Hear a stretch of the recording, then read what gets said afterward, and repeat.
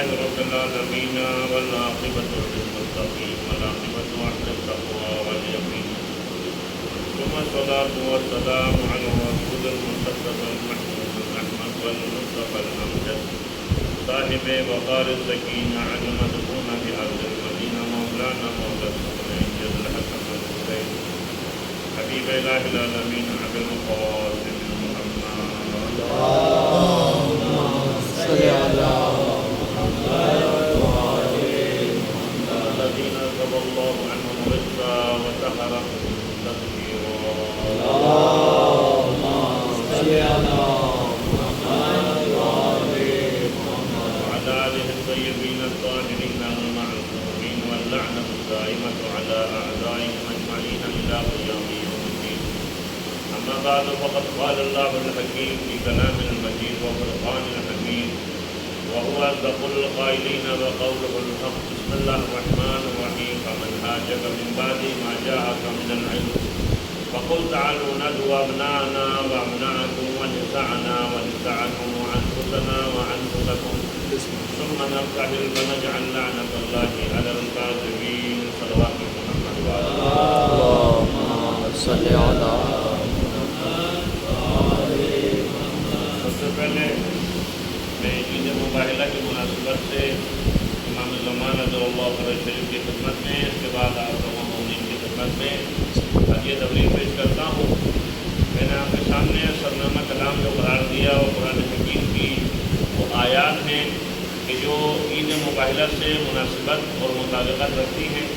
عیسائیوں کا ایک ڈیلیگیشن آیا سرکار ختم مرتبت کے پاس اور آ کر انہوں نے کہا کہ عیسیٰ جو ہے پیغمبر سے یعنی وہ مناظرہ کرنے لگے مباہلہ کرنے لگے مباحثہ کے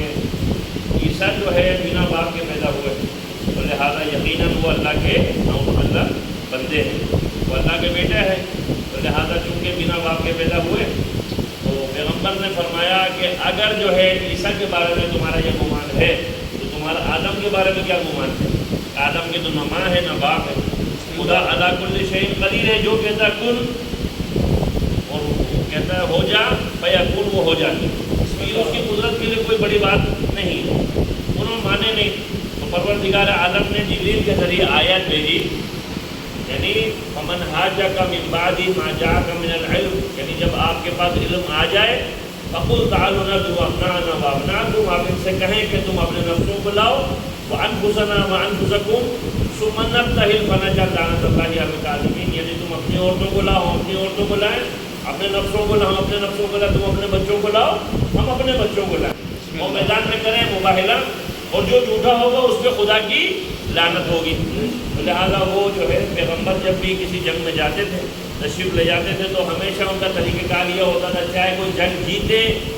جنگ میں کوئی حصہ لے نہ لے جو ساتھ ہے اس کو برابر مال غنیمت ملتا تھا.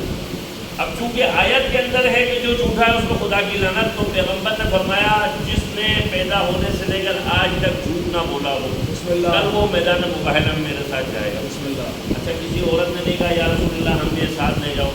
ہم آپ کے ساتھ چلتے ہیں. کسی عورت نے نہیں کہا صرف فاطمہ زہرا جا رہی ہیں عورتوں میں. کسی مرد نے نہیں کہا یا رسول اللہ مردوں میں صرف علی جا رہے ہیں ہم چلتے ہیں. کسی مرد نے نہیں کہا. کوئی بچہ کہتا ہے یا رسول اللہ صرف حسن حسین کو لیے جا رہے ہیں ہم. کوئی بچے نے بھی نہیں کہا. سب جانتے تھے وہاں نہ مال غنیمت ملنا ہے وہاں پر نہ جنگ کرنی ہے نہ کوئی فائدہ ہے نہ کوئی نقصان ہے. اب لیکن مسئلہ یہ ہے گا کہ کہا کہ جو جھوٹا ہوگا اس کو خدا کی لعنت. ایک مرتبہ پیغمبر شان سے چلے ہیں سب سے آگے سرکار سرتمان گود میں حسین کو اٹھائے ہوئے ہیں انگلی پکڑ کے حسن کو لیے جا رہے ہیں. ان کے بالکل پیچھے یعنی عصمت اور یعنی نبوت اور امامت کی جھرمٹ میں فاطمہ زہرا چلی آ رہی ہے. ان کے پیچھے جو ہے حضرت علی مرتضیٰ جا رہے ہیں. تو جب عیسائیوں نے اہل بیت کے چہرہ انور کو دیکھا تو عیسائیوں کا عالم نے کہا خبردار ان سے مباہلہ نہ کرنا ان سے مباہلہ نہ کرنا اور اگر تم نے کیا انہوں نے بدوا کے لیے ہاتھ بلند کر دیے دنیا سے تمہارا وجود ختم ہو جائے گا. میں سمجھتا ہوں اس زمانے کے جو عیسائی تھے بڑے عقل مند تھے ان کو معلوم تھا یہ لعنت کا توق ہمارے گلے میں آ نہیں سکتا ہم برداشت نہیں کر سکتے. لہٰذا ذرا سوچیے اہل بیت علیہ السلام وہاں گئے عیسائیوں نے فتح تسلیم کر لی شکل تسلیم کر لی اہل بیت کی فتح کو تسلیم کر لیا. کیوں؟ کیونکہ ظاہر سی بات ہے ذرا سوچیے جو عیسائی پیغمبر سے مباہلہ کر رہے ہیں، پیغمبر سے مباحثہ کر رہے ہیں، جب اہل بیت کے چہرہ انور کو دیکھتے ہیں تو وہ دیکھتے ہیں کہ میں دیکھ رہا ہوں ایسے چہروں کو، اگر یہ پہاڑ کو حکم دے تو پہاڑ اپنی جگہ چھوڑو۔ تو یہ مباہلے کا دن ایسا دن کہ جس دن جو ہے روزہ رکھنے کی بڑی فضیلت ہے، کل آپ روزہ رکھی، اس کے ساتھ ساتھ اچھا جب ہم کہتے ہیں نا اگر آپ کا اپنا قضا روزہ ہے سب سے افضل ہے آپ وہ رکھیں، سب سے بہتر کیا ہے اپنا قضا روزہ رکھیں۔ اگر آپ کا قضا روزہ نہیں ہے، مثلا ہم چھوٹے تھے تو ہمیں بڑے بتایا کرتے تھے کہ تم نے اگر اہل بیت کے دن میں یا ان کی خوشی میں روزہ رکھا تو روز محشر وہ تمہاری دعوت کرے، اس میں غریب ابن قریب وہ کسی کا احسان نہیں رکھتے۔ مثلا آج مثلا اہل بیت کی گھرانے میں خوشی ہے تو اہل بیت فتح یاب نہیں ہوا، اسلام فتح یاب ہوا۔ ظاہر سی بات ہے اہل بیت کی کامیاب ہونے کا مطلب کیا ہے؟ آج جو ہے پوری دنیا میں آپ دیکھیں گے کہ پوری دنیا کے اندر سب سے زیادہ اسلام کے درخشش چہرہ جو روشن ہے وہ کیا ہے؟ مکتبۃ تشیع کا، جو کل تک ہمیں کافر کہہ رہے تھے آج وہ بھی کہتے ہیں ہمارے بھائی ہیں۔ تو یہ ایسے نہیں ہو گیا صلوات پڑھ محمد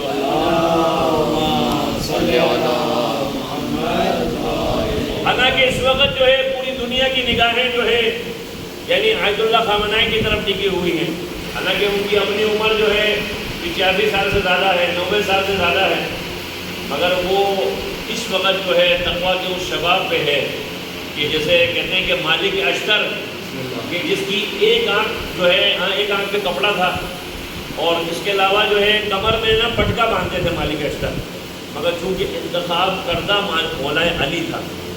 مالک اشتر حالانکہ ضعیفی کے سن میں ہے لیکن جس کو علی جو ہے اپنے لشکر کا علم بردار بنائے، سمجھ لو وہ ایمان کی کس کسوٹی میں موجود ہے۔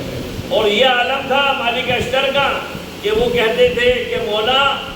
کہ آج تو میں نے آپ کے صاحب سے زیادہ بندے قتل کیے۔ مولا مسکرا کے فرماتے ہیں مالک اشتر تو نے اس کو مارا کہ جو تیرے سامنے آیا، رب اکبر کی قسم علی نے اس کو مارا جس کی 7 پشتوں میں وہ کلمہ توحید پڑھنے والا نہیں۔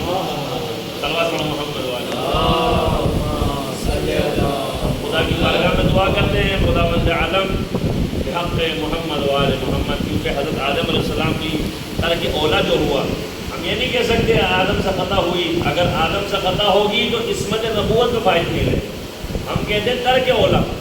ایسا کام جو حکم خداوندی کے مطابق ہونا چاہیے تھا نہیں ہوا، وہ ترک اولا،